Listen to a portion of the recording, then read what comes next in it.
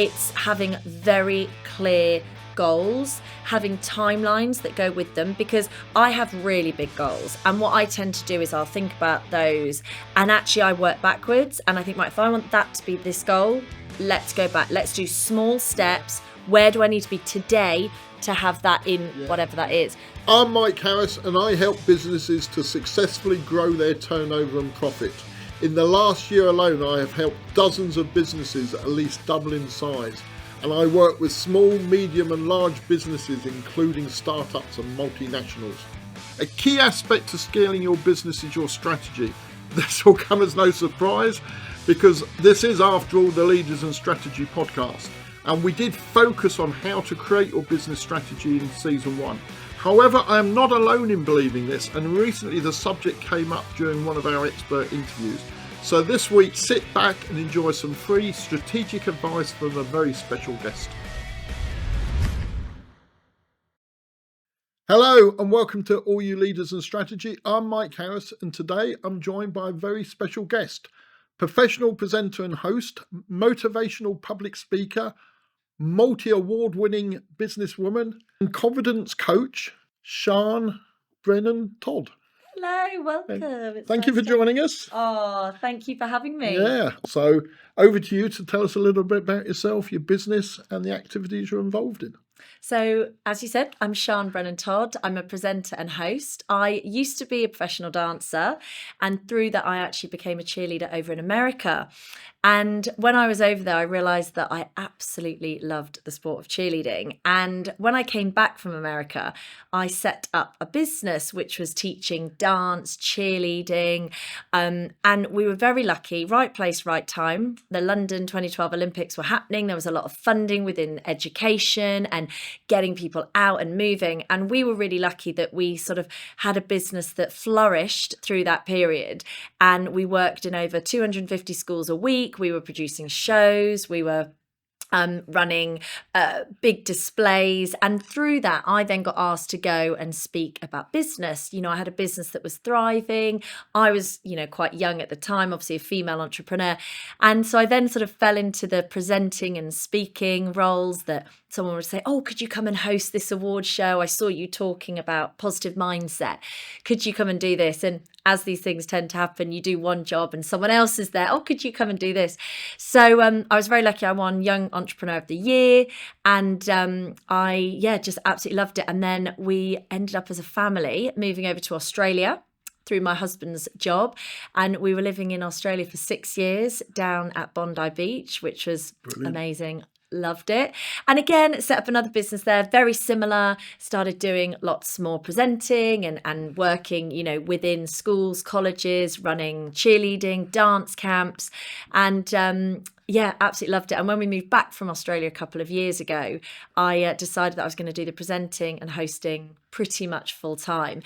And interwoven has become this confidence coaching that I never really started out to do, and I fell into it by a few people asking me, and again that is now part of the business that I run. So you've effectively started businesses 3 times. You've had to kind of start. And what do you think have been the biggest challenges you've faced when you've been starting these businesses?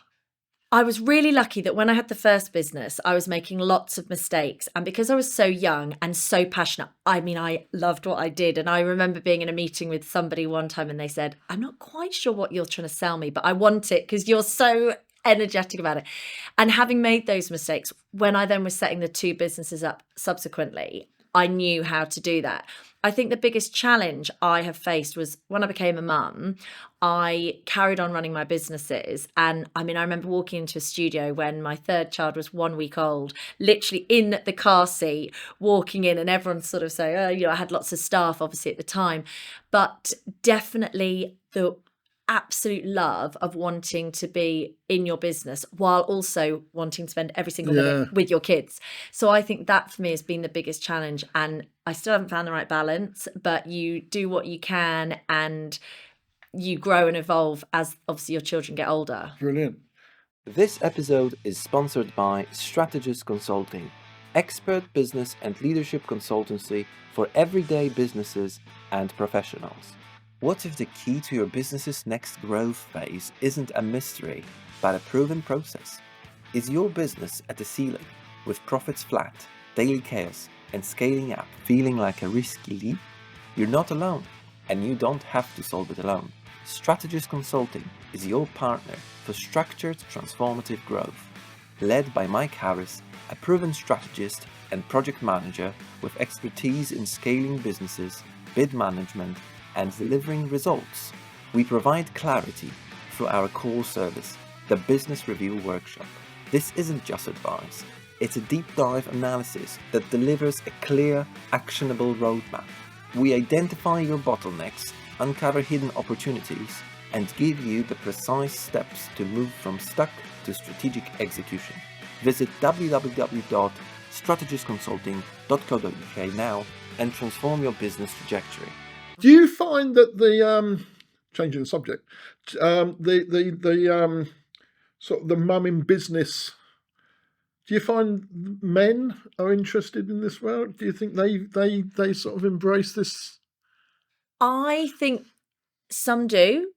I've got one of my very good friends, her husband is, we always call him like dad of the year. He's so in tune with everything, and some aren't. And what I would say is that before I had children, I didn't understand it. And I remember, like, people would say to me, God, I'm so tired. And I think, well, you chose to, have children or whatever.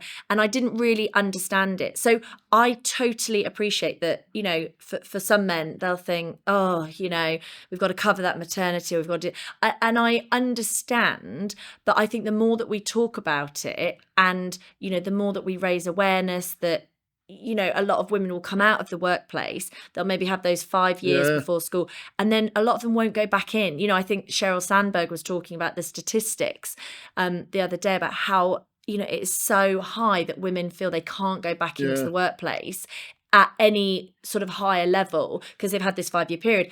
And then the workplace sort of makes it impossible for them to go back in. So, I think someone like her has been brilliant for changing the way that women are perceived in business. And she talks a lot about that time out, you have this time away from maybe full-time corporate life because you're raising the family. And then when you want to go back in, how easy is that? How accessible is that? How, like you've just raised men, how are the men in the office perceiving the fact that you've been off? So it's very, very, I think some men and some leaders are brilliant with it, and some women. Well, the reason I ask, and I've seen this more and more over the last 2 or 3 years, and before I say what it is, I think this is a great thing. But I'll have meetings with people. I had one last week, and then all of a sudden they'll look at their watch or phone or whatever and go, "Oh, it's 3:00. I've got to go. I've got to go and pick the kids up." Mm-hmm.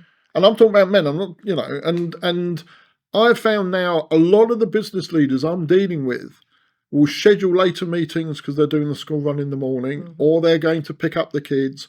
I had one who suddenly the phone went and said, "Oh, I've got to go. I'm supposed to be taking. Oh, bugger, I forgot. I've got to be taking the kids to football practice tonight," and they're off. Yeah. Now I wouldn't have seen that probably even 5 years ago with men. Maybe. I would have seen it more with women in work because it was more expected that was their role. They had to do it. But I'm seeing it a lot more with men now. Yeah, and isn't that so great? And I think it's fantastic. Hence why I wondered if the kind of the mum in business philosophy was starting to be, you're starting to find men interested in the same thing, because actually I think, and it is great, and the whole work-life balance that people talk about is, is fantastic. But also, since COVID, that it's become much more blurred, isn't it? What's work, what's home, working from home, and all of that. And I think it does make it a lot. I'm going to say easier. It's not easier at all. It's probably harder in some ways, but it's better because people are more understanding, I think. Certainly my experience. And it surprised me, as I say, even in the last couple of years, the number of people who shut the meetings down at 3:30, 4 o'clock because they've got to rush off. They've got somebody. And I think in the past we would sort of hide that, 10 years ago, maybe if I had to go and pick them up, I might say, oh, I've got another meeting I've got to get to, because I wouldn't want to say I'm going to get my kids, because I would feel that person would go, oh, they're shutting the meeting to get their kids. Whereas now, like you say, that would not be the case in most of what I do. Yeah. And I'm lucky I'm in a profession where I get to pick a lot of my hours, which is great. I'm lucky that my kids are getting to the age where if I'm maybe hosting festivals or something, they can come with me, Yeah. which they obviously love that side of it. So I do feel very, very lucky that I've had my own business, and so the children have been able, if it's been okay, to be part of that. But it has definitely been a struggle. I mean, I've been producing a show and having to nip out to change a nappy, and having to cover that because I wouldn't want the cast to hear that. So I definitely think that it has changed. I think there's quite a lot more that we can do. And like you say, flexible working. When COVID hit, we were in Australia, so it was a very different situation than you had here. But I think that, the flexible working from home, and there's so much more, understanding of that, which I think is great. But the fact that I'm still asked to talk about it, I think shows that there's maybe still some a long way work to go. do. Absolutely. Yeah. I think there's a huge amount to do. And I think it's great. And, and as I said earlier, this show is to talk about running businesses, being entrepreneurs. And I make no apology for bringing this in, because I think this is as important as any subject that you can have in, whether you're talking about the accounting side or the sales side. I think this is just as important, because if you're scaling up a business, you've got to get that balance right with your family and everything else, because otherwise something's going to give. And why should it? Why should something give? You should be able to make it work on both sides. With the confidence, one of the things we talk about, which you've sort of just mentioned, is as the business grows, you might not have the best support team around you, whether that's your parents, your family, your kids, your partner. I've spoken to people who, they've told me what their partner has said about their business. It's pretty rough, to be honest. And so if you have that own self-confidence and self-belief, it really doesn't matter what other people think. Now, sometimes advice is great, and we need to take feedback and advice. I'm not saying that, but sometimes you have to be your own cheerleader. Ultimately, in business. though, you have to make the decision. Absolutely. You can take all the advice in the world, but you have to make that decision. And that decision is easier to make if you have confidence in yourself, confidence in your team, because that's equally as important, that you know which people to listen to and which ones, on certain subjects will, are really good, but maybe on that subject, not so much, etc. But you also need confidence in being able to deliver the decision and to make it work, because quite often it's the making it, it's not the decision, it's the follow through. Oops. Keep hitting them up. It's the follow through, isn't it? And all of those things, I think confidence is really important. And confidence, if you fail, you have to be honest about that. When I was younger, I remember making a few errors, and I had somebody who was working for me full time, and I remember saying, "I'm really sorry. I thought that was going to work. That was a real flop. Can we look at this?" And I remember her going, "Yeah, absolutely," and thinking, "Oh, wow," and I think because I'd been straight up at the beginning and saying that this didn't really work, I'm not really sure. And that was a real game changer for me, that I realized, okay, yeah, if you are honest with people and say, we've tried this, really sorry that didn't work. If you don't talk, other people will make stuff up. Yeah. And I learned that really early on as well, that if you're silent about something that hasn't gone well, people will create their own story, their own narrative. So it's much better. You control it. If you come out and say, I did this, I'm really sorry that didn't work. And I mean, I had to do that. We were going to national competitions, and, people were spending lots of money. And so if something didn't work, or maybe I choreographed something not great, I was able to say in the room afterwards, do you know what? I set that bit. We need to change that. That didn't work. But if you don't do that, how do you improve? We talk about businesses continuously improving, but as individuals, we also need to continuously improve. And if you don't admit when you've got something wrong, how do you improve? I mean, I think similar to that is, I find a lot of people who are confident are at the same time their own biggest critic. Yeah. Does that make sense? Because they've got this voice in the back of their head constantly challenging what they're doing. And they don't need somebody else to tell them they got that wrong or that didn't work. They know, because they're that kind of, that, as I say, their own biggest critic. I don't know if you've found that. I do. And I find that sometimes people don't necessarily want you to give them a solution. They just want to tell you, Yeah. and they've got the solution, but they just need to sort of talk through it to get to that Yes. end point. Yeah.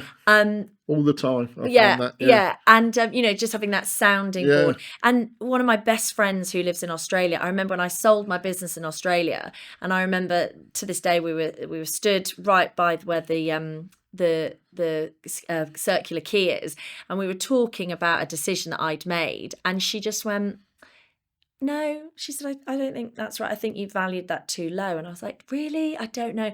And anyway, I won't bore you with it, but she then carried on talking about my business, and she'd seen all the behind the scenes as a friend.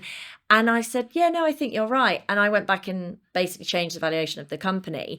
And, we sold it. We had sort of 4 people that offered our asking price. And in the end, it went, somebody brilliant has bought it. But again, even someone like me who is really quite confident in my abilities, when she sort of highlighted and said, no, I think you've undervalued that, I was like, oh, right, okay. So I think having those people that can, make you feel good about yourself and show you something that maybe you can't see is really important. And that isn't always our family and friends. I do that all the time. I mean, we're filming this morning an episode about what I call the business's identity. And in it, what I tend to do is I talk to people about what's the business's identity, and they'll tell me what they do. And I say, yeah, but that's not your identity. That's the same as all your competition. What's the identity? Yeah. And through the process, I slowly tease out of them all of the things that make them different and make them unique and sort of differentiates them from other businesses. And the thing is, most of the time, they don't realise what they're doing is brilliant and different and unique, because it's just what they do. It's how the business has kind of adapted and grown, and they've just kind of done it, maybe not even thinking about it, it's just evolved. And they haven't realised they've now got this business that is quite unique, doing things in an entirely different way. And because of that, when they have these sessions, they step back and go, God, we're brilliant, aren't we? And they are. But they haven't seen it, which is similar to what you were just saying about, when you were just about to sell your business and your friend in Australia. She got you to realise, I say he. It was a she, She got you to realise that actually there's aspects of your business that is really good, that you hadn't appreciated that yourself. And that's much like the discussion on identity. And often there's things that have changed in your business that you might not have set out for. So, there's avenues that suddenly appear and you think, oh, yeah, well, let's try that. And those people that have made that happen, I think it's really important that you reward, and not necessarily financially, however that might be. And I know that there have been people along the way through all of my businesses, through the journey, that have massively impacted where I am. I very much, when, I was the head of the company, but I very much had a team. And I would openly say to the team in front of, I'd say, could you do that? You're much better at that than me. I was never afraid to highlight to the rest of the team an area that I knew I wasn't good at, because I had absolute confidence in what I could do. And I think that's really important, because then that member of the team is like, oh, wow, they've just said in front of everyone that I'm better than them at that. And if they are, that you don't need to hide that. No. You don't need to pretend that you can do everything. Well, and I always used to hold a view that I actually wanted a team of people who were better than me. Yeah, absolutely. I didn't want to be the best, or the smartest person in the room. Now, I know what I'm good at and where my strengths are, but I also know where my weaknesses lie and the things that I'm not very good at. So having that team around me that are much better and stronger just makes the whole team much more successful, I think. Totally agree. Before we wrap up, I've just got 2 questions. We're the Leaders in Strategy podcast. So I'm always interested to hear our guests' sort of view on this. So how would you define strategy? Oh, that's a good question. I think for me, it's having very clear goals, having timelines that go with them, because I have really big goals. And what I tend to do is I'll think about those, and actually I work backwards. And I think, right, if I want that to be this goal, let's go back. Let's do small steps. Where do I need to be today to have that in whatever that is? So I think strategy for me also has to be written down. It can't just be in my head, because if I'm working with other people, they need to understand what my strategy is. I want input in my strategy. If I'm working in a business with lots of other people, I want to know what's your goal? How can we feed that into our strategy? So I think for me, it would definitely be goal setting in a productive way. And for me, I need dates, because otherwise my dreams are very big and I just sort of keep going. So for me, I've worked out, right, I need to be placed. That's what I'm doing a month. That's 3 months. That's 6 months. That's 5 years. So I would say that would be the key one for me. Brilliant. I think you've summed it up really well. And then from a leadership point of view, what tips would you give, say 3 tips that you would give budding leaders in business? Okay, so 3 tips I would give. The first one is make sure that you are really confident in what you are selling. If it's a product, if it's a brand, make sure that you are confident in what it is that you're working on. And that is going to take time. Confidence is built. You're not born with it. It is built. So having that self-belief in what it is you are trying to sell, what you are trying to promote, that would be the first thing. And the way that you're going to feel that is knowing your product or your business inside out, knowing what you're good at, knowing what you're not maybe as good at, and having that strategy in place to move forward. So I'd say the first thing is that. The second thing I would say is make sure that you're enjoying your process. So you're not going to enjoy every day, as we said at the beginning. Every day isn't going to be sunshine and rainbows, but you want to be enjoying the process that you're going through. If you're feeling immense stress, then maybe you need to look at outsourcing certain areas. Maybe you need to look at refining what you do. But I always think you have to be enjoying what you do. That passion and that energy and that drive will come from when you are enjoying what you're doing. So make sure that you're doing a lot in your business that you enjoy doing. The things that you're not so good at, you can look to get other people to get on board as well, because if you're not enjoying it, nobody around you will enjoy it. It's amazing how the things you're good at and the things you enjoy are essentially the same thing, isn't it? Absolutely. I mean, my son at the minute is picking GCSEs, and we are saying, what do you enjoy? Because that will be a massive tick, And of course, you're going to have to do these subjects because they're core subjects. That's life. In a business, there are some things that you have to do because that's part of having a business. But you've got to look at what you can enjoy as well. And like I said, I learned that from having a business, right? I love that. I know if I love it, I'm going to be okay at it. I'm going to really push that out. I know that's going to be how I'm going to get my business. This other stuff. But the flip works as well. Done. I think if you're good at something, you tend to like doing it as well. Of course. Absolutely. So it cuts both ways. Okay, sorry, I interjected. Your third piece of advice? As if someone's starting a business or just anyone in business. For budding leaders. I would say the third one would be make sure you have time out of the business for what you enjoy doing as well. Because if you have that time away and you are enjoying whatever that might be, playing football or going out for dinner or whatever that might be, having that time away will make you far more invested when you come back to work. If you only work, there will be bits that you don't love, and that can actually bring down your business. So I would say make sure that you have time away, especially if you're a leader. You need to give yourself a little break away. You might meet other people that will be helpful for your business, hearing other people speak, whether you go to events, having that sort of communication with others is absolutely key, and learning from others. Don't ever think that you know everything, because there will always be someone who's got a great way of doing something you do maybe slightly better.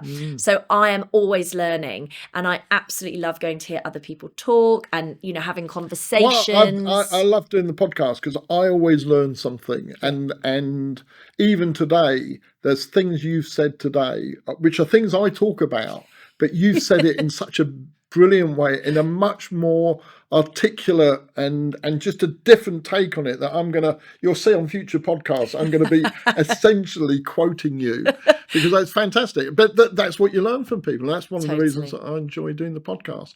Yeah. So before we go, I always like to set some homework for the viewers and listeners. Okay. So I thought, as you're with us today, I'd let you set the homework. So what homework would you like to set our audience? So I'm going to set you a task on your self-belief and confidence. And what I want you to do is I want you to write down 3 things that you think you're good at. And when I say this, people always go, oh, 3 things.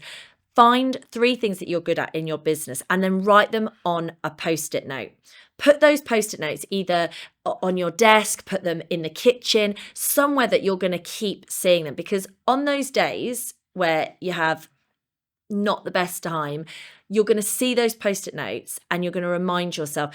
And if you can't find 3 things, then you need to stop what you're doing and really think about it, because every single person should have 3 things that they know they're good at. Write them down, look at them. And the other thing I would say is start your day with gratitude. And I remember I went on a health retreat with a friend and we had a gratitude workshop, and I genuinely thought, oh my gosh, Here we go. what I was like, oh, grief, you know, this is going to be a waste of my time. And I had the most amazing guy who I since follow him on social media. He's in Australia. And he said, if you start your day with gratitude, it will genuinely change the way your day runs. And I remember thinking at the time, not sure about this, but it really did. So what do you mean by that? Well, it could be anything. So you could wake up and be, I'm so thankful I've woken up and all is well.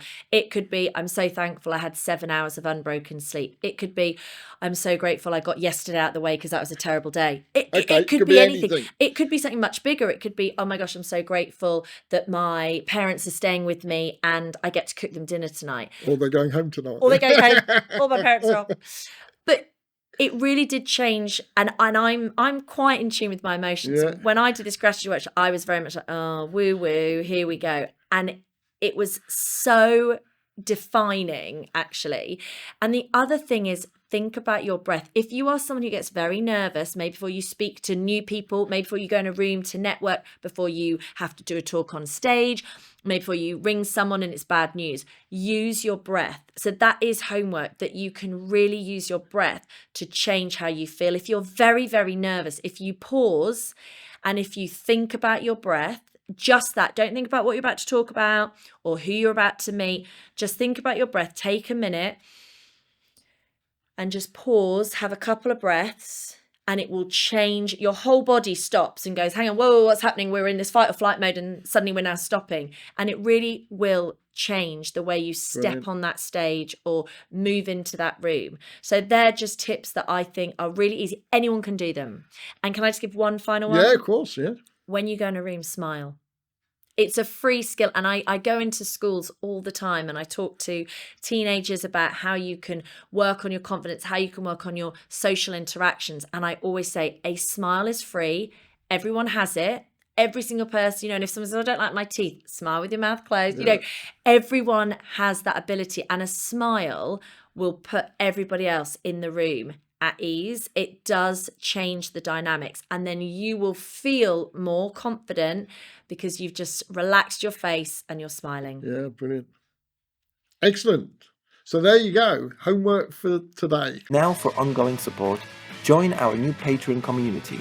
Subscribe for exclusive content from the Leaders in Strategy podcast, downloadable resources like our annual business plan checklist, and access to a full business course. As a member, you'll get discounted rates on one-to-one workshops, the chance to have your business questions answered, and featured in special monthly podcast episodes. Let's strategize and let's execute. Join our Patreon now and become a leader in strategy yourself. And just a quick reminder of where you can find us. You can watch us on the Leaders in Strategy YouTube channel, listen to us on Spotify, Apple Podcast, Amazon Music, Podbean and Podchaser. And of course, we upload every episode onto my LinkedIn page and also onto the Strategist Consulting website. Thank you for joining. Thank you. It's been really fun. Hopefully you'll come back and see us again. Definitely. We'll pick a different subject and talk about, and we'll see you soon. So there you have it for today. Come back and join us for a future episode where we'll be talking about leadership, strategy, and how to scale up your business. I'll see you then.